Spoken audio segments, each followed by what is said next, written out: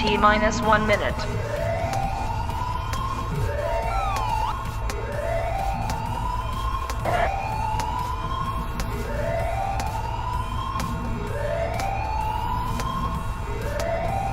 T-minus 30 seconds.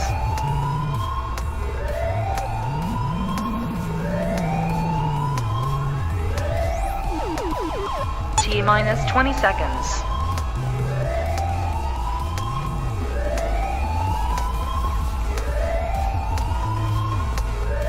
Ten, 9, 8, 7, 6, 5, 4, 3, 2, 1, 0.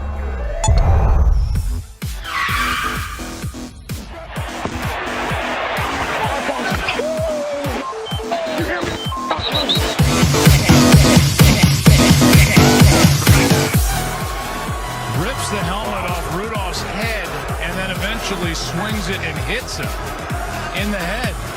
1, 2, 3, well you're not hardcore. I'll let you live hardcore. And the legend of the rich was way hardcore. Yeah! Now we're What's up? Good evening, everyone. Welcome to another edition of Hardcore Challenge Live, which, if you didn't know, is the official webcast of the Hardcore Challenge.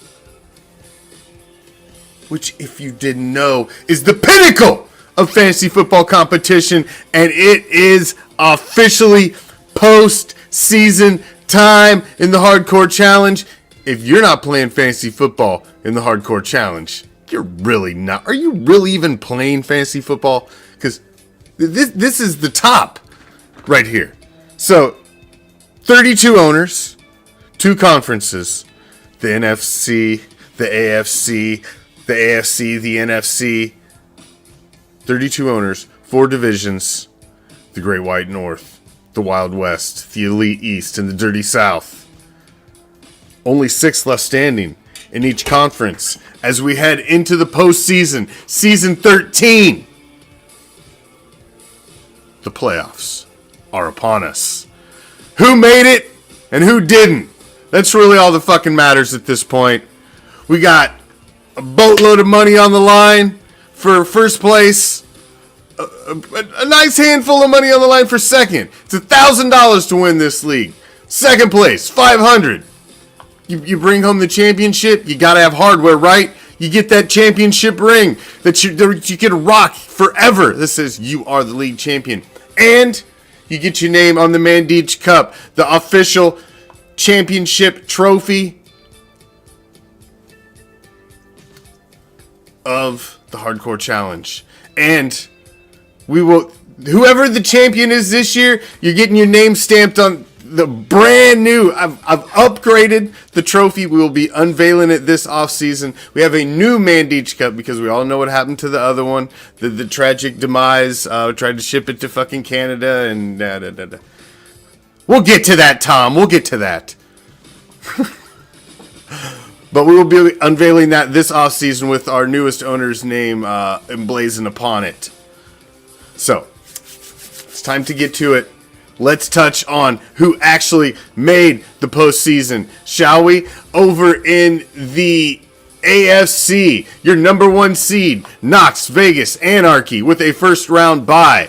Kevin, he's the top dog at 12-2 in the AFC. Number 2, King Salami, with a first round bye as they won the Wild West in insane fashion in the very final week. And number 3, Bison Broncos, the number 3 seed in the AFC, as they won the Elite East. Number 4, Brash Nomads, as they grabbed the division crown in the Dirty South. And your wild cards, number 1 wild card, Mr. Rogers' Neighborhood, our more storied champion. He's back in the postseason again. And under the influence, Matt squeaks in with that last wild card spot, and he was running out front all season. He was one of the big stories this season, and we'll see if Matt can have a little success. That's your playoff field in the AFC. Over in the NFC, your number 1 seed, also 12-2, the Bandits. We got to talk about that. You got the 12-2 Knox Vegas Anarchy, the 12-2 Bandits, the two top dogs in the AFC and the NFC.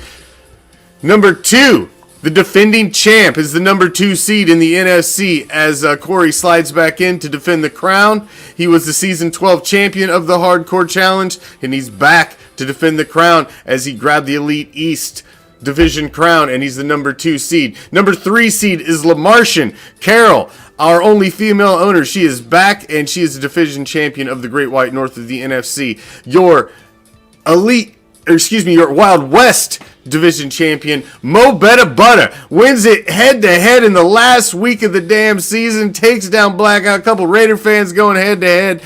People were questioning Mo all year. He had the tough problem of having Kyler Murray and not knowing whether to fucking start him or not to start him. He got pinned in a corner a couple times, even won without a quarterback a couple times. Mo dug himself out of a hole, and he pulled the division, grabs the 4th seed, and your wild cards. Number 1, wild card, Scarlet and Gray. Kyle squeezes in. He's the only new owner that made it into the postseason. We had 4 new owners that we added, all in the NFC, and he's the only one, yes, he's the only one that made it. Just Win Baby was almost there, lost in the last week and got put out. But congratulations, Kyle. It's quite a feat to make it in your first season in the Hardcore Challenge. It is not easy to get in. Making the postseason is not an easy feat. So congratulations to him. And lucky number 11 is back in the postseason as well.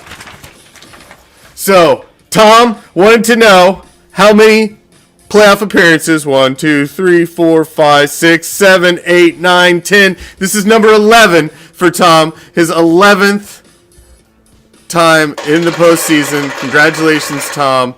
We all want to see you go home in the first round because of that. But, congratulations. You're back in it again. And that is a fucking feat of resilience to be able to do that every damn year, man. Especially in this league. This is not an easy league.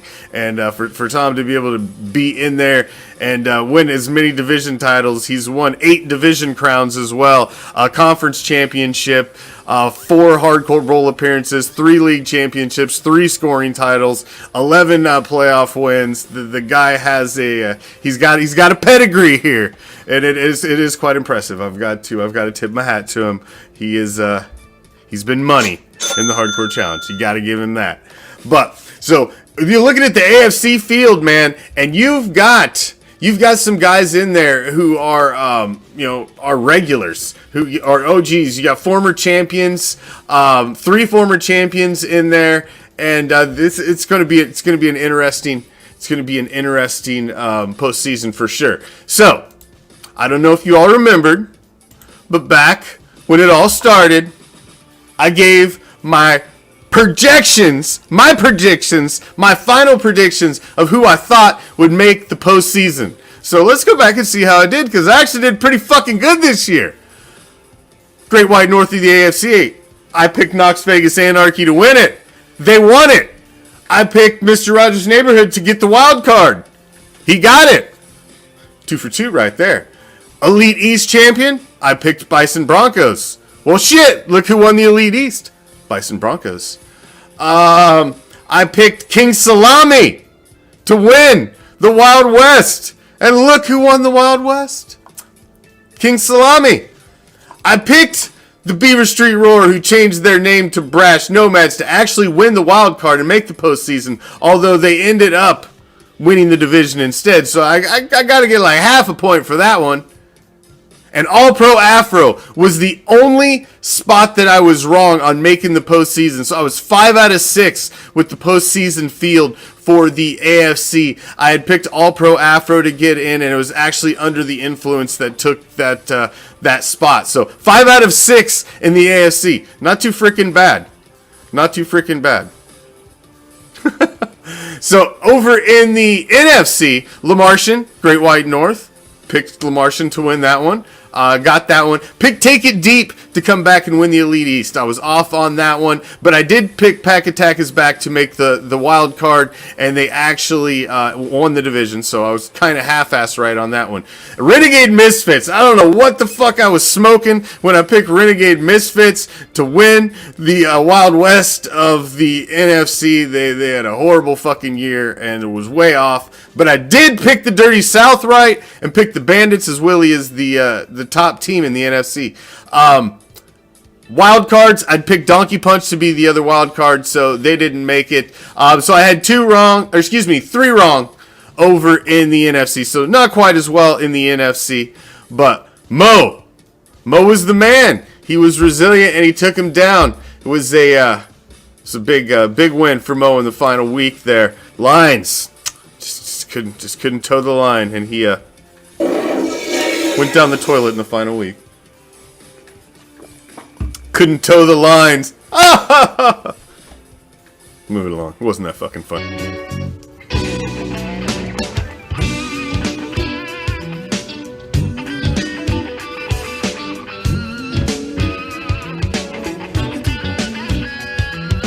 Down from the bar, there's a platform. Not even really this week's Big Ballers. It's this regular season's Big Ballers. The biggest baller in the NFC was Carol. Her LaMartian put up the most points in the NFC. Had a great season. Put up 2,957 points in her fantasy season. Knocking on the door of 3,000. Also knocking on the door of 3,000 and kicking that door in was Knox Vegas Anarchy, who was the biggest baller of them all. 3,069 points scored over the course of this regular season, and he set a new regular season record. Of course, extra game. We added extra spots. We tweaked the score, and we knew the points were going to be up this year, so we knew that record was probably going to fall. But Kevin has the distinction of currently holding the record for the most points scored by a team in a regular season. And he also broke the record this season for most points scored by a team in a regular season game with 281 freaking points. That's freaking insane. That's insane. New records for Knox Vegas Anarchy. Top points, most points scored in a season, most points scored in a regular season game in the 2021 season. Congratulations. Breaking records, man. Breaking records. Wild card matchups. That's really what it comes down to right now. Is we've got 4 games, ladies and gentlemen, on the dockets. In the AFC, you got Brash Nomads facing off against Mr. Rogers' Neighborhood. Brash Nomad has been so close. They're the only owner on our top 10 GOAT ranking that has not hoisted the Mandich Cup and won a ring in the Hardcore Challenge. He has won the AFC before. He won the where are you at here, Matt? Conference championship in 2019, Hardcore Bowl appearances in 2016 and 2019. He's been there twice before. He's led the league in scoring in 2018, 2019. But he's got a ton, 6 playoff appearances. This will be his 7th. He's won the division 5 times before. This is his 6th. He's got a laundry list of regular season accolades, but the one thing you can knock Matt is he hasn't had the success with the Beaver Street Roar / now Brash Nomads in the postseason. Only 5 total playoff wins over all of those appearances. But lately, he's been very close. Like I said, 16 and 19 Hardcore Bowl appearances. We'll see if he can get past Mr. Rogers' Neighborhood. Bison Broncos faces off against Under the Influence. Bison Broncos, the last time Bison Broncos made the postseason was in 2019. They are back again. That was a division crown.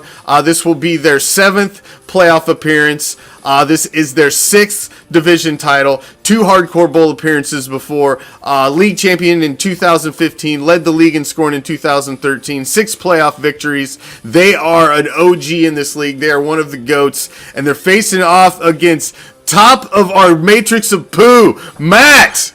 Under the Influence, formerly Fourth Phase, formerly Tama Tears, formerly I don't know what the fuck else, there's several other names. But he's just always trying to get some sort of mojo going. And this season, man, he ran it all the way, lost the division in the last week by way of tiebreaker at 9-4 down there in the Wild West. Losing them last 2 games were brutal, man. He had that division at hand, but he is in the postseason as a wild card, and this could be big. Matt has been, I hate to break it down for you, Matt, but you've been in the league, brother. You're an OG. You've been in the league since 2010. Only one postseason appearance before this season, and that was in 2015 as a division champion, and he's got a big goose egg for postseason wins. So this is big, man.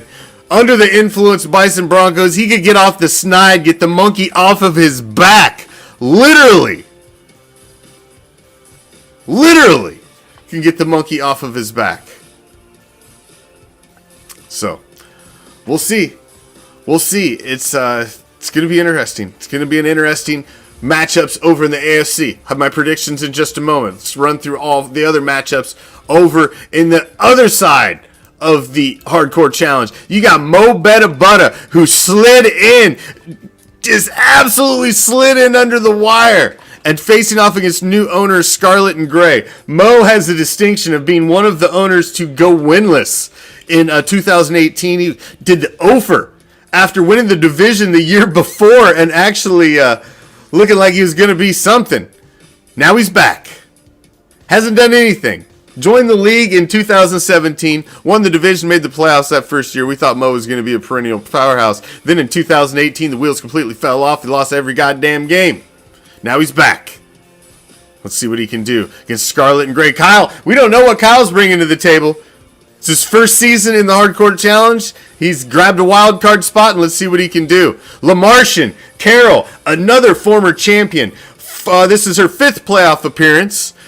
Division title in last division. Her first division title was last year. She's now the 2-time defending Great White North Division champion. Hardcore Bowl appearance in 2014, which she won it all. 7 playoff wins. She is currently ranked number 6th on our GOAT rankings in the Hardcore Challenge and is our only female owner. She is facing off against lucky number 7, another combatant from the Great White North. These two came down to wicked tiebreakers, and these guys squeaked in, and they have to play each other right out of the gate. This is an awesome matchup. Division rivals. This is going to be an interesting one. Lucky number 7 back in again. Let's see. They were last in 2019. They played in the league from 2012 to 2015. They had left the league, came back in 2019, grabbed a wild card spot, then did not make the playoffs last year, and they are back in again. Big division rivals right here in the Great White North facing off in the wild card round. Let's jump back over to the AFC, and it's time. Are you not entertained? Are you not entertained? It's time Is this not why you are here? for the Hardcore Challenge Game of the Week.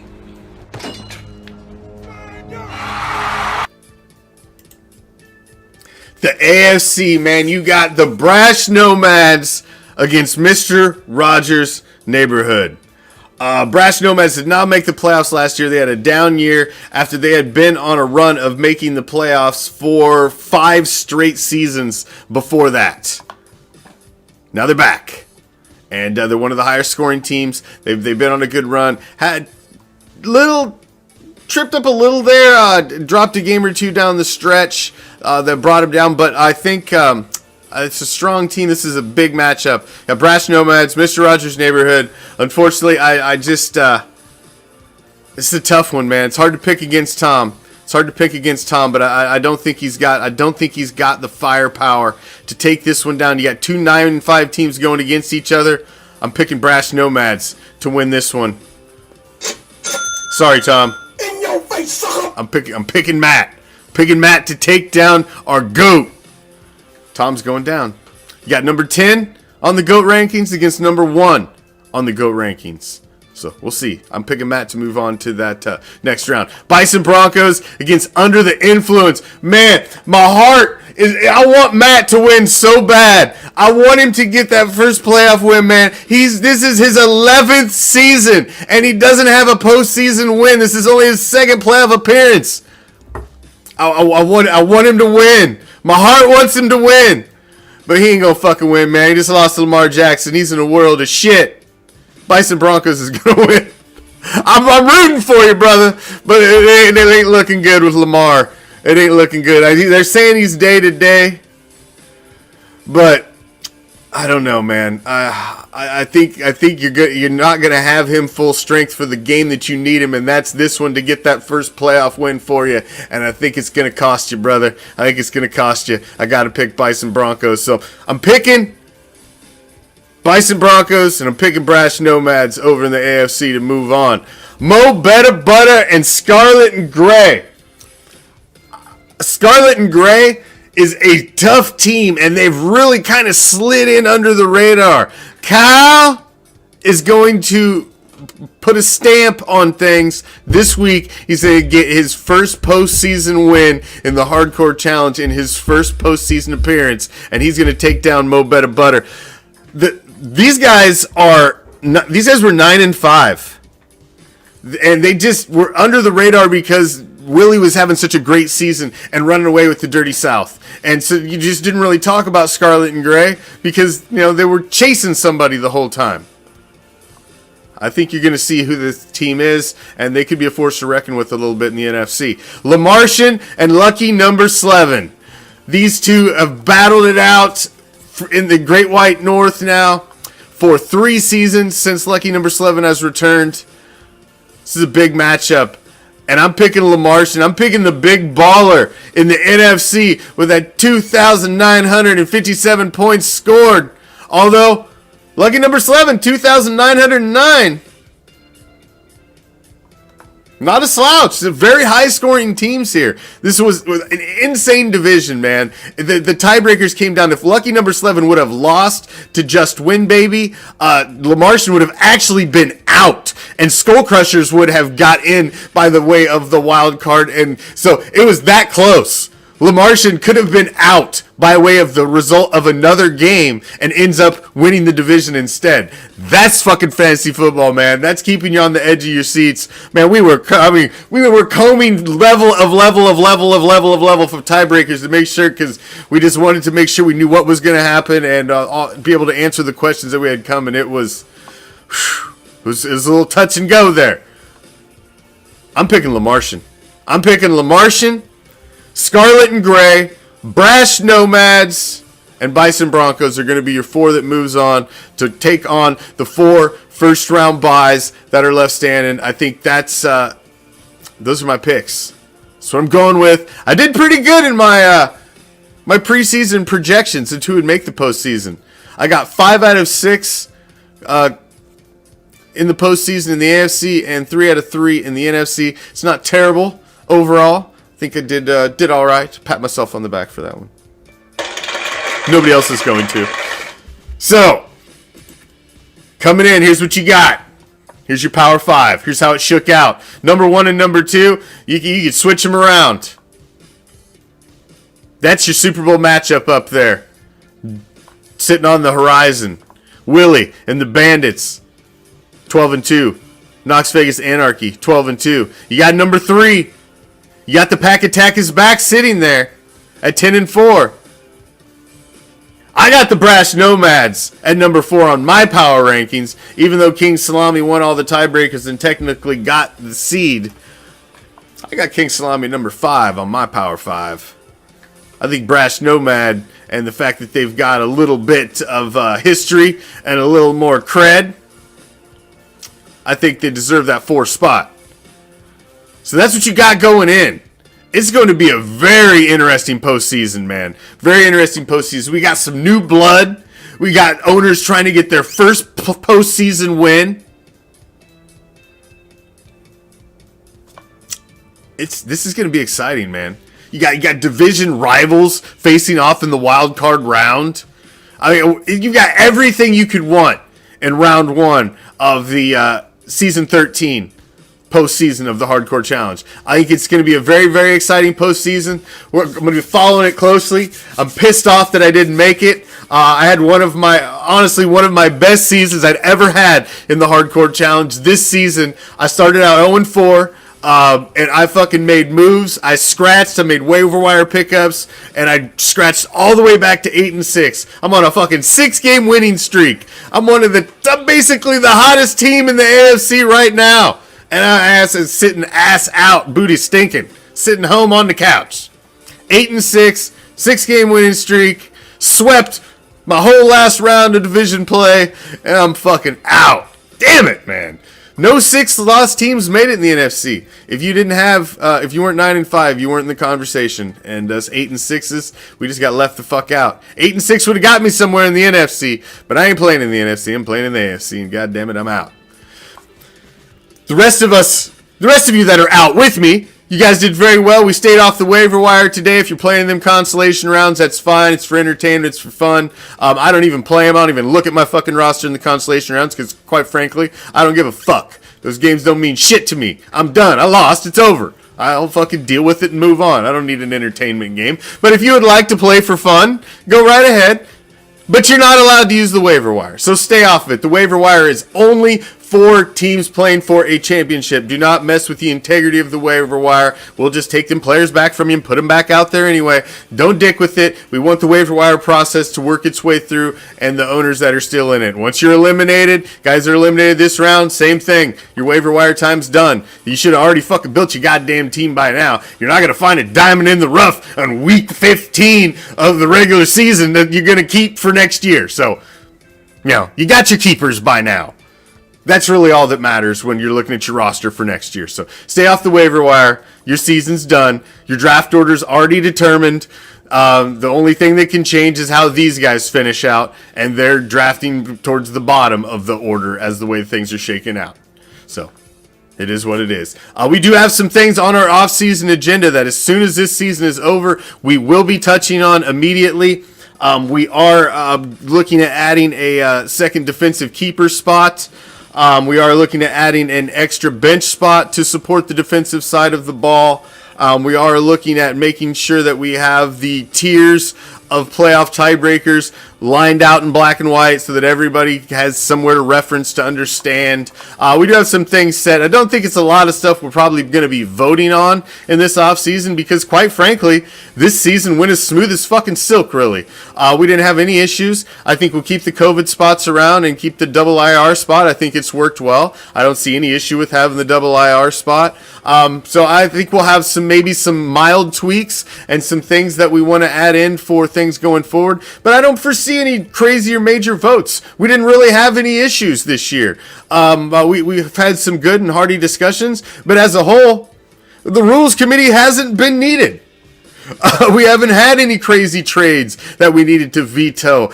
We didn't have anybody doing anything bad. We basically, the rules committee, we were covering over rosters, making sure people were keeping their rosters legal, sending people messages, making, if they needed to adjust stuff. We could just basically keeping everybody on the up and up. And man, it went really, really smooth. I think this was one of our smoothest seasons ever, one of our best seasons ever. And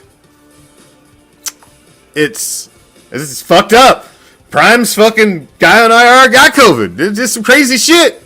Got COVID on my COVID. But I think as a whole, the season went really, really smooth, and I think we've got a great bunch of guys, and we could be looking at one of our first total reboots of 32 owners going into next season. I got a couple guys I got to have a little conversation with about how they didn't quite, take their teams all the way to the finish like they should have. They were a little casual there at the end. We'll have a little harsh talk with those guys, but I know those guys are dedicated owners. They've been in the season years now, the league years now, and I don't see anybody leaving.